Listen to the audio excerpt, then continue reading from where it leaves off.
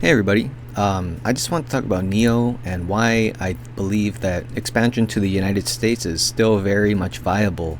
And I wanted to give a few of my ideas and perspectives on things. Not a financial advisor. Please do your own research. And I want to start this off by looking at the first, not first, but looking at Japanese exports of automobiles to the United States. So in May 1981, with the American auto industry mired in a recession, Japanese car makers agreed to limit exports of passenger cars to the United States.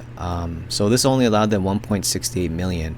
I think over time in 1994, they removed this trade agreement, which allowed Japanese auto manufacturers to export more of their cars to the United States. But the first factory was opened in Marysville. So a Japanese Honda came to the United States in 1982, a year later, to bypass these tariffs, or not tariffs, but this trade agreement. And so you can bypass tariffs and trade agreement disputes in numerous ways, whether you build factories in the United States or you maybe ship your vehicles and have it in a holding and then distribute it into the America to bypass tariffs over time. But anyway, my point is that NIO is probably going to do something very similar along with a lot of Chinese automakers and electric vehicle manufacturers. And we already see that BYD and cattle are already in the United States.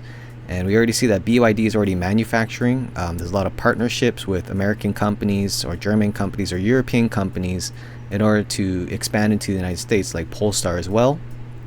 And I do believe that NIO is going to be doing this as well. So it makes a lot of sense. NIO can approach this in many ways. They can ship their vehicles and take on the burden of the tariffs and have maybe government subsidies from China help lower the price, or they can open up a factory. And these things are subject to change depending on the environment, right? So like the CEO may say one thing today and change his mind depending on economic forums and what is discussed. So with that being said, I believe that personally it's a good step for NIO to move into the United States. I think that they should be exporting or bringing over both their premium electric vehicles and their mass model, because with batteries as a service you can undercut your competition while offering very competitive products and services. And I do think that, like, when you just look at NIO, I was looking at this article, it really failed to discuss any of like the moves that the CEO would be considering and why they would be considering it. So yeah, NIO can bring cheap electric vehicles to the US through their mass marketed vehicles. So I believe that the tariff currently for electric vehicles is anywhere from 25 to 27%. Just on the top of my head, I'm guessing that's around, with this price in mind, $27,000 is probably going to be around $34,000 for an electric vehicle from NIO. And you probably can't get some of the subsidies that the United States is offering, but perhaps NIO can price their vehicles even lower for certain United States customers if these tariffs exist to, bypass the price, the higher price premiums that U.S. consumers are going to have to be faced with. Maybe the batteries as a service or different types of leasing programs can also allow for NIO to price their vehicles much more competitively, or even bypass this all by having their rental service, right, to bypass tariffs. So yeah, I think that's actually a really good idea, especially because you have to consider that I know that a lot of people say that the Chinese economy is not doing that well, but I don't think the United States is doing that much better. I think in some sense they're doing much worse. So yeah, let's move more into the world map. Okay, so I've been discussing on here that Joe Biden is going to meet up with Xi Jinping. This has been something that they haven't met up face to face in over 4 years. So they can be discussing a lot of things like climate change and economic growth for both of these countries and have a win-win situation. Same thing with Gavin Newsom. He went to China to engage in discussion about cooperations between the Asia Pacific Economic Cooperation Summit. They're discussing things like economics, climate change, and things like that. So with climate change in mind, and we're moving towards green technology as a country, whether people like it or not, yes, I know there's a lot of skeptics, climate change skeptics, and all these things, but we are moving towards green energy, and this cannot be stopped. I understand there are skeptics, but it doesn't really matter how you feel. This is just how the world's heading. So we have things like the Paris Agreement, which may not always be great, but it's a good start, okay? So we are definitely heading towards green energy as an entire globe. So we're looking at economic developments with green energy. And this was the whole point of why Gavin Newsom went to China, to discuss the economics of things and economics and trade and building a better relationship between two countries so they can collaborate more on economic and environmental focuses. So that's really important to consider because it's not nothing. It's like when you see Nancy Pelosi and her husband buy call options on like Tesla, or they buy assets in Marriott, the stock definitely shot up from there over time because of that. Or when our government invested a lot of money into Nvidia, like it definitely helped the stock's price.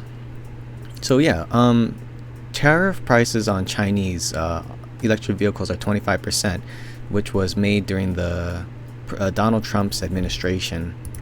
And this could very well change over time, because it's like, can we really afford to have these tariffs? Can the United States really afford to have it? I don't think so for a long period of time, because you guys have to remember that the Chinese aren't just going to allow us to impose a lot of tariffs and we won't have repercussions. We do see repercussions of these tariffs by Chinese,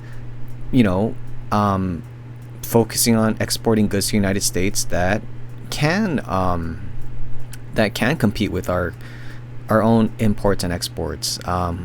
We do see them taking away market share from United States companies. We see China push even further to consume locally. So yeah, the United States tariffs are not, in my opinion, they're not something that stay forever. They're things that are temporarily placed so that the United States can catch up, right? Because, maybe they want an advantage in certain exports and China's just going to overwhelm them. So do I think this tariff's going to last forever? I don't think so at all, because there's a point where having Chinese electric vehicles and Chinese companies, electric vehicle companies, move to the United States is beneficial for the United States. Okay, like maybe like 2 years ago it wasn't, or 3, but as the United States faces like crisis economically, it does become way more important. And so what do I mean by this? Okay, so California is here, China is here, and so when you do trade between the United States and China, it generally goes through the Pacific Ocean and sometimes through the east, but a lot of it goes to the Pacific Ocean. Okay, so this place, California, a lot of the West Coast blue states, they're losing a lot of their businesses. The economies are declining. They have a lot of jobs. They don't have a lot of jobs. Most of the jobs are service-based, and they need more manufacturing and skilled labor and things that are going to just strengthen their economy and reduce a lot of their poverty problems in the cities and urbanization. So if you have an exodus of American businesses going to Republican states or red states that have more favorable tax conditions and business conditions, you're going to need these Chinese companies to come in, okay? Because basically what you need is that, again, like there's this huge exodus of businesses that left the blue states to go into red states for better tax conditions. So if no one wants to start jobs and businesses up in the California area, or just the West Coast in general, which is the 5th largest economy in the world, you're going to have to get your businesses from China. So China can export its businesses like BYD, which is it's already done, Polestar, NIO, Cattle, Xpeng, Li Auto, all these kind of Geely, all these like big manufacturing companies. And something to understand is that when Honda came to the United States in Maryland, I think, or Marysville, that particular area was going through like an economic recession. Like things weren't going so well. The auto manufacturing companies were going through a big hit. So in order to revitalize these economies, if there's just not enough money, there's not enough capital flow, bring Chinese companies into the United States, and that'll bring them jobs and skilled labor. Now, it would be terrible for the United States to just let these Chinese companies have full ownership of the United States companies. So, you know, you're going to have to partner with the United States companies. You're going to have to make sure that the United States gets dividends from these Chinese factories and Chinese manufacturers coming into the United States. So you can't have a NIO company build into the United States. Like, yes, it's going to provide a lot of jobs. It's going to provide a lot of growth for the United States economy. But yeah, you're going to want to work with the United States government so they can also have revenue as well. But the more businesses in California and in the United States in general, the more money, the more revenue, the more growth, and more development towards green technologies and just jobs in general. So you're going to want Chinese companies to come to the United States, but this has to be done very strategically, which is why we have like tariffs, right? We have these tariffs so we can't just sell a $50,000 NIO vehicle in the United States for like $50,000 and then China racks in all that profit. No, it's better for the United States if we put these tariffs of 25% so that, you know, the United States gets a cut, right? It's better that way. They can be like, okay, China, we will let you send your vehicles, but you know, you're gonna have to start like helping develop our economy and our people and our infrastructure and our workforce. So they'll cut a deal and start building these businesses here. So I think that's how people should look at it. Like, there's a huge mass exodus of businesses in California and blue states where the tax is really high, and they've migrated to red states where tax conditions are more favorable for businesses. And so these Chinese companies that have a lot of money and can shoulder the burden will come to the United States under these a little bit worse conditions, but and still be able to break a profit and then expand into the United States slowly over time. California in general and these West Coast states also have a lot of Asian people and a high Asian population, so they will be more accepting of electric vehicles. They don't have like xenophobic views or racist views towards China or Asian countries as much as like Anglo-Saxon. So going into this, Gavin Newsom needs more jobs for California. It's just going to go into a tire pit. The only way you can really do that is by exporting Chinese goods and services and manufacturing and businesses. Like, that's the only importing. That's the only way you're going to do it, because California doesn't have the means of production that it used to. The United States just doesn't. So you can get manufacturing back and trades and jobs and skills from China.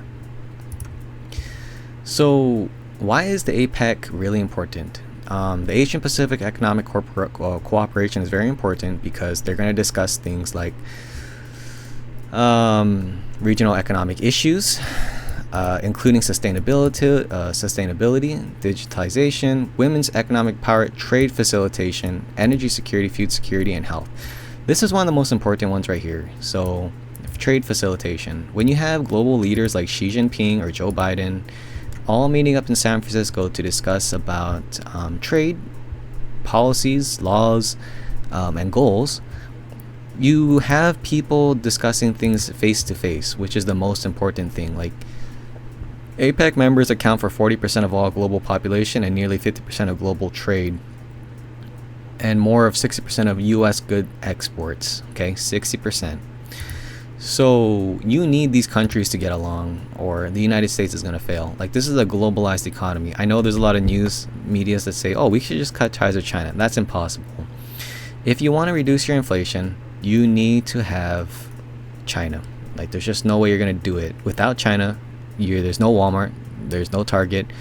Everything you pretty much use is going to be marked up thousands of percent easily. China produces a lot of cheap goods and services, and pretty much when they talk about the supply chain, China is the supply chain. Whether it's low quality goods or high quality goods, it's from China. Look at your microphones, your laptops, your computers. Like, gosh, a lot of that, or a majority of it's made in China. Your vehicles, a lot of the pieces are manufactured in China. So you really need China, and without China, everything's gonna be marked up too high that inflation would maybe, gosh, we're never gonna reach 2% without China, and you guys need to really look into that because it's really important. So yeah, I'm hoping that if the APEC meeting goes well, it does seem like that. We have a lot of U.S. politicians coming to China, and we have a lot of Chinese politicians going to the United States. That I will probably be watching APEC and seeing how that goes, and I will try to see if we can see any signs of reducing tariffs for Chinese electric vehicles. And if they do, then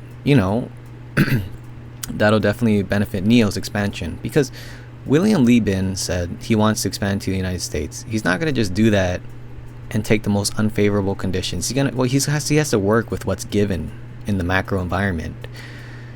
So it benefits everyone if NIO comes to the United States. It gives more jobs, it gives more skilled labor, it gives more economic flow, it strengthens global relations, and it helps California have the means of productions that they're lacking, so they can get people off the streets and give them good paying jobs. Okay, so with that being said, I hope you have a good time, and if you have any questions, please feel free to ask. I will try to answer any questions the best I can. So overall, I do think this is a really good thing. You need Chinese companies in the United States to bring more jobs to Americans. Like, we just don't have the infrastructure anymore. We don't have the skilled labor. We don't have the resources. We do need to work with China. I would look at the Asian Pacific Economic Cooperation Forum, just so you can get a better idea of what they're discussing. It's kind of like the United Nations, except they do a lot of things on the economic side. And this meeting in general is going to have like the largest players in the world coming to discuss economics under the pretense of climate change. So with that being said, I hope you have a really great day, and yeah, look out for this, because this is where you're going to see the more macro side of things.